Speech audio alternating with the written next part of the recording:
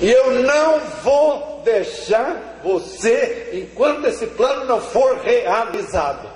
Aleluia. Irmãos, Betel para Jacó era o lugar do sonho. O sonho dele, o Senhor lhe deu um sonho, e uma esperança brotou no seu coração para ele caminhar. Irmãos, Deus ama o pecador mesmo, mas Ele ama com amor que nenhum de nós é capaz de amar. O meu amor e o seu amor esgota logo. A obra de recuperação a gente sabe, o amor de todos nós esgota logo, conforme o aluno e conforme o toque que tem. Alguém disse que o verdadeiro pastor que tem chamado pastoral é aquele que a ovelha, você vai trabalhar com ela te fere, e você continua amando a ovelha e não desiste do ministério e continua tratando com aquela vida e trabalhando com ela. Deus ama numa intensidade muito grande, mas Ele ama especialmente aquelas categorias que a gente pensa que não são amadas: o ladrão, a prostituta, o homossexual, o criminoso, o pervertido, a pessoa de alta periculosidade, né? O aidético, os meninos de rua, os marginais, né? O drogado, o deprimido, o perdido. Ele ama todos. O amor de Deus é muito grande. Então é preciso a gente conhecer o amor de Deus para a gente acordar para a realidade deste amor. É preciso a gente vir a Betel, vir ao lugar onde Deus pode nos alcançar, para a gente acordar para o amor de Deus, a dimensão do amor de Deus. Nenhum ser humano pode sobreviver sem descobrir o amor de Deus e a dimensão do amor de Deus. Não são os mandamentos de Deus que nos seguram, é o amor de Deus que nos segura e que nos levanta. É o lugar do sonho. Quantos sonhos não são desfeitos? Mas agora acabou tudo. Acabou tudo. Lá se foi tudo. Sempre tem uma nova chance.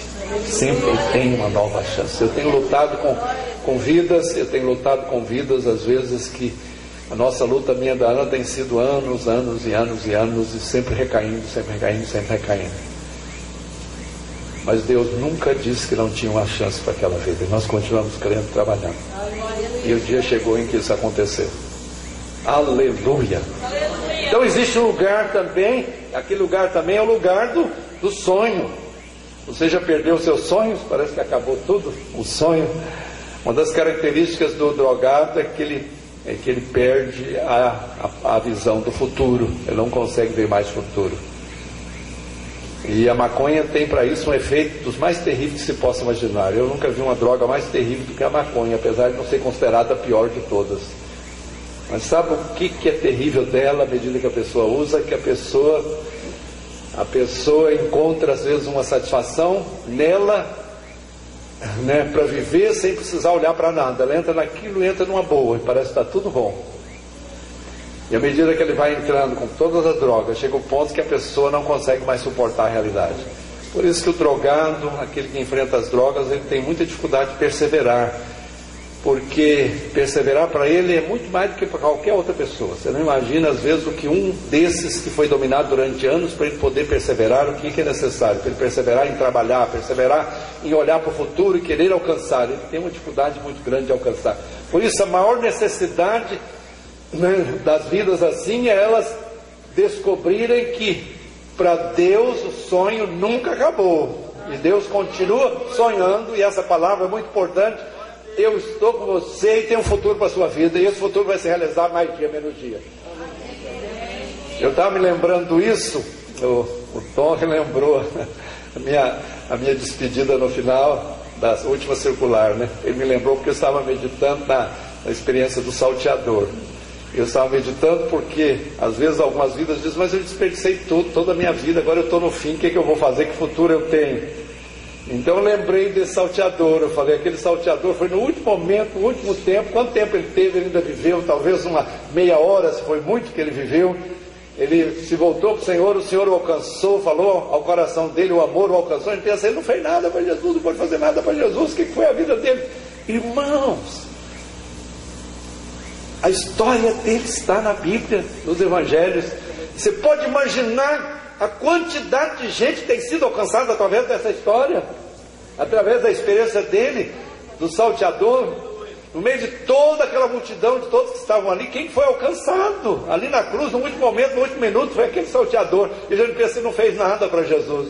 Ele vai ficar muito surpreso, já deve estar surpreso no céu, especialmente no dia de receber o galardão. Ele vai ficar espantado de tantas pessoas que puderam ser alcançadas através do seu testemunho. Querido, uma meia hora. Não estou incentivando ninguém a deixar para a última hora. Isso aqui é para deixar para a última hora. Se você com meia hora pode fazer alguma coisa, quanto mais você tendo muito tempo de vida para se dedicar. E é pouco, né, para dedicar ao Senhor, o que Ele pode fazer.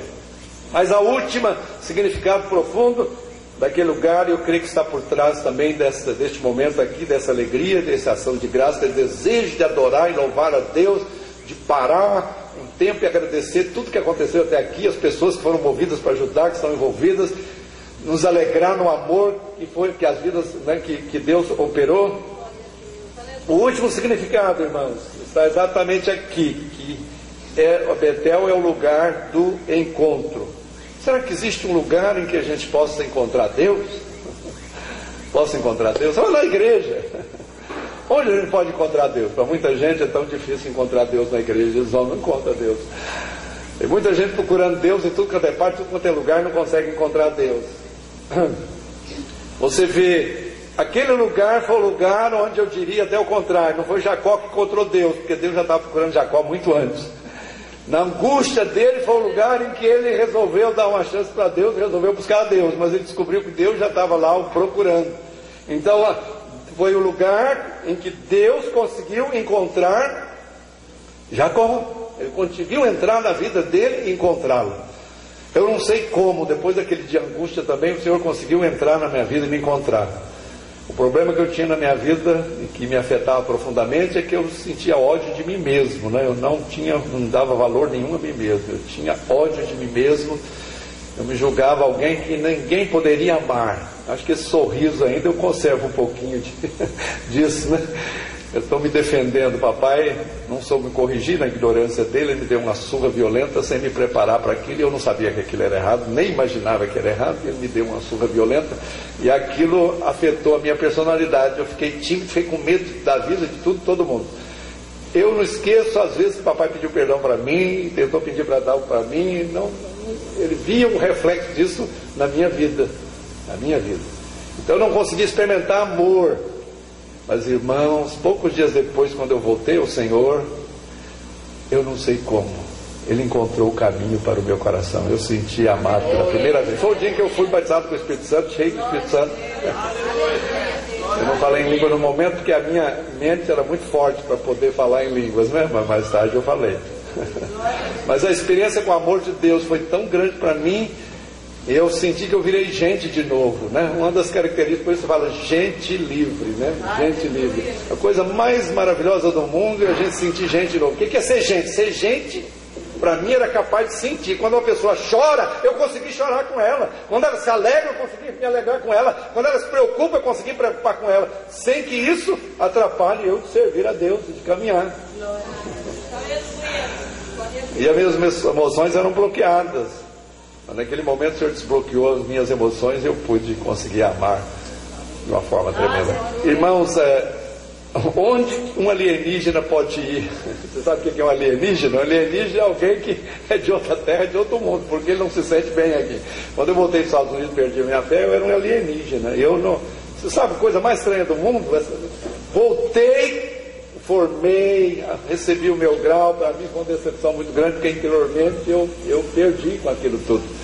Graças a Deus que depois o Senhor me alcançou e tudo foi transformado em bem, né? Mas eu voltei. E você sabe o que é seu pai não é seu pai, sua mãe não é sua mãe, né? Parece que o lugar onde você está não é. Você se sente por fora de tudo, parece que não encaixa em lugar nenhum. O problema meu era esse, porque eu estava afastado do Senhor.